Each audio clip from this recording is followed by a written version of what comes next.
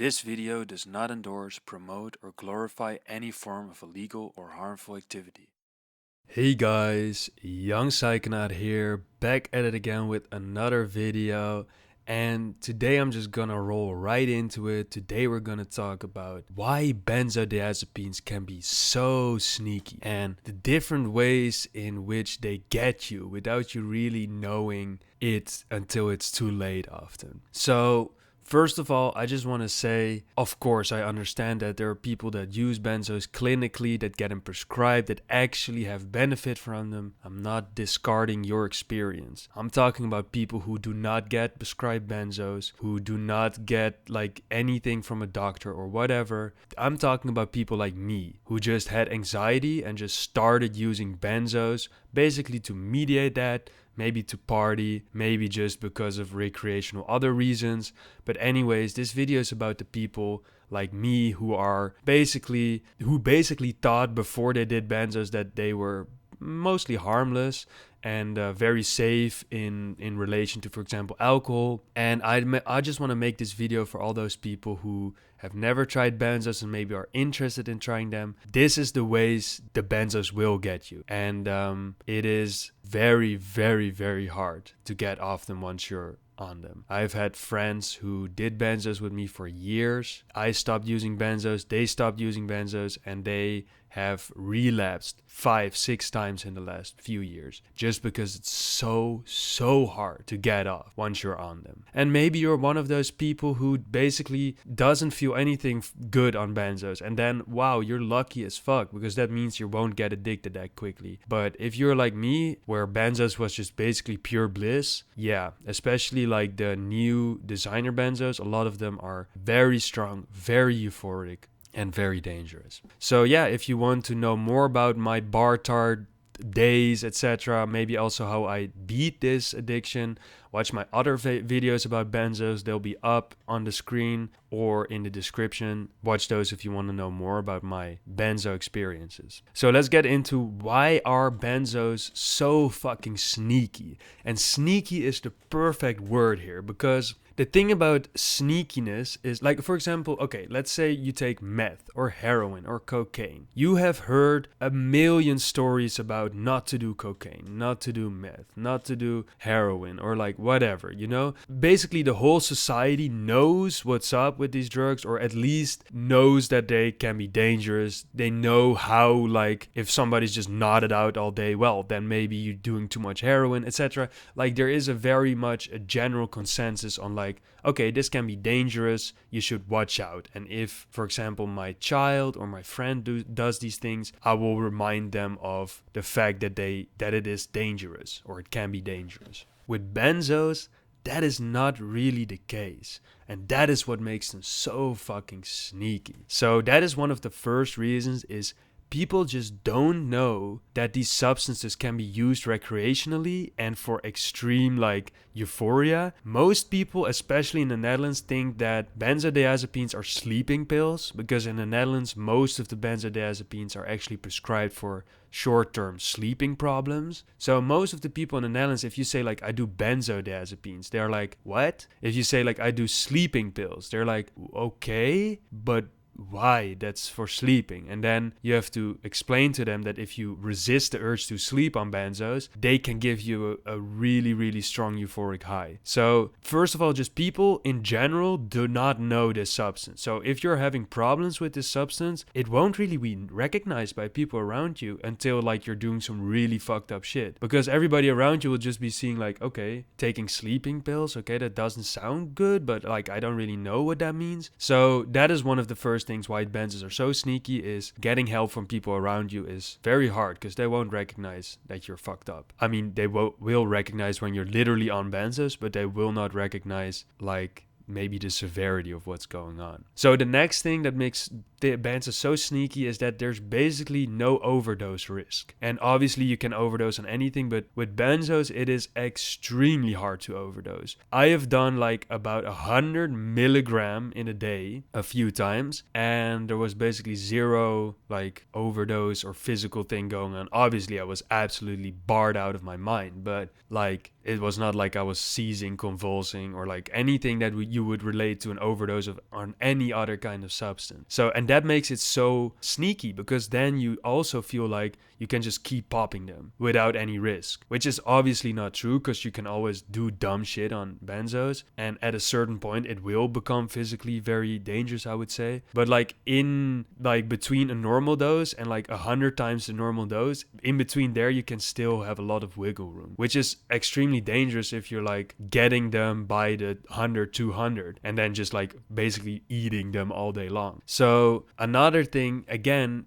which is very sneaky about them, is you basically have no physical ailments, like no hangover, for example. Like with alcohol, it very, very promptly tells your body like, y'all been ingesting a toxin, y'all be ingesting something that's not supposed to be here. And yeah, your body will let you know. So if you like go stupid and drink like for days at the end, at a certain point, you will just basically be totally burned out and like physically not even really, you can't even really continue physically. But with benzodiazepines, it doesn't really do that. Like it doesn't really have that physical component. So that also makes you like not really aware of how fucked up you're being, or like how you're fucking your body and your mind, because you're not really feeling that much like instant like negative feedback from your body. That makes it also very like, for addiction, makes it even less likely that you'll stop, because yeah, I mean, if you feel physically ill, it will be more likely that you say, okay, I can't handle this, I'll stop. But if that's not there, you can basically go on for a long, long time without your body telling you to stop. And I mean, another thing is definitely that while you are inebriated on benzodiazepines, and people on benzodiazepines will not believe this, and I did not believe this while I was using benzodiazepine, but you are not smart, like you are not conversational, you are stupid as hell, and you will not notice this. Like when I was on benzos, I did not think that my conversations were that much like lower in intelligence.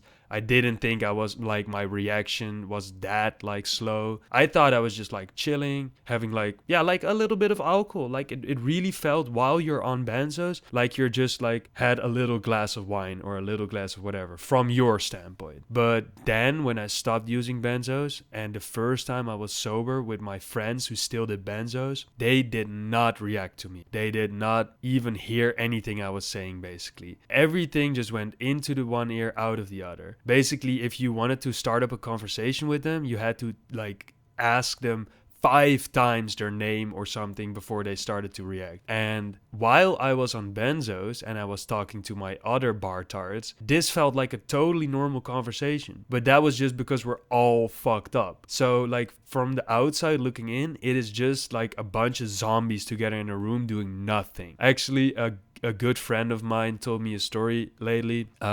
He was also during our chillings while we were doing benzos, but he often did not do benzos. So he was really like an observational, entity basically. And he said that often we would roll a joint, a cannabis joint or spliff or whatever. And because we were so barred out, we would just roll it, leave it on the table, and he would like wait 10 minutes, just take it, smoke it himself, and we would not even notice that this whole thing was happening. And obviously back, like, it wasn't like something that he was like, oh, I'm just gonna rip this weed off the guys. He was just like, well, I guess if everybody's too stupid to smoke this thing, I guess I'll just do it. But so that it really tells you like how fucking far gone you are versus how far gone you think you are. So yeah, next time you're on benzos and somebody tells you like, I don't like you on benzos, or you're not really listening, or like, fucking listen to them. They're right and you are wrong.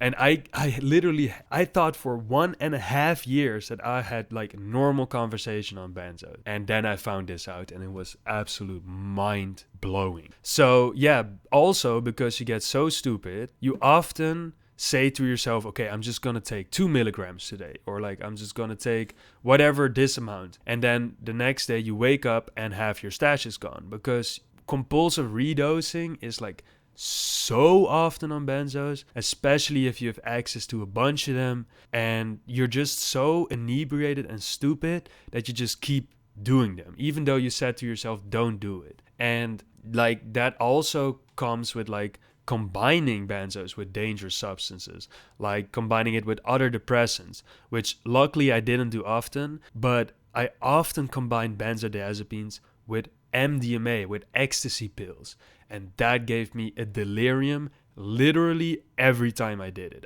Never had one time where I combined these two where I didn't have a delirium with full, like, true hallucinations.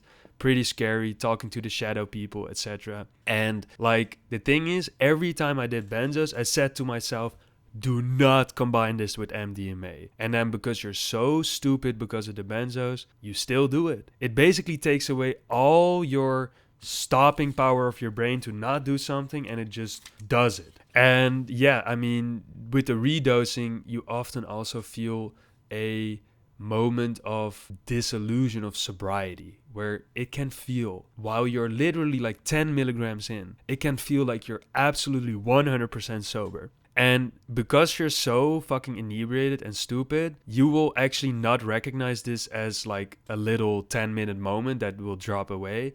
You will think like, oh, it stopped working because, I don't know, tolerance or whatever stupid reason you can think of, and then you just redose, even though you're already smacked out of your mind. So yeah, another sneaky thing about the benzos, they will make you feel like you're sober when you're not. Also another one, and this is more specific to the Netherlands and maybe Europe in general, but it is extremely cheap off the web shops that I use to order it off. It gets delivered directly to your house. It is basically the perfect way for someone who is in a deep addiction to get the pills, because you don't have to go out of your house, you don't have to talk to dealers, you don't have to wait for them, you don't have to do anything. You can just literally sit on the couch, barred out, and get pills delivered to you for cheap, and it just takes like 1 or 2 days. And again, this is not like a tutorial how to do this. This is really a warning to like, that really helped my addiction so much, the fact that it was available that like easily. So don't do this. Do not like get this delivered to your house, etc. Like, you will be fucking eating them bitches. Okay, so another one, and this is kind of the last point, but it is an extremely potent REM sleep blocker. And for you guys that don't know, REM sleep is actually the sleep where you dream, and it is also where your emotional regulation is being done. So they have done a lot of studies where they kept people awake, or they just basically removed REM sleep from their sleep pattern, and their emotional well-being basically instantly started to drop. Even after 1 day of not having enough REM sleep, they started being way more emotional, way more anxiety, way more etc. etc. But so benzos, they do stop basically REM sleep altogether. And especially if you take them before bed and they last, for example, 4 to 8 hours, well then basically your whole REM sleep will be blocked, and this will fuck with your emotional well-being so much.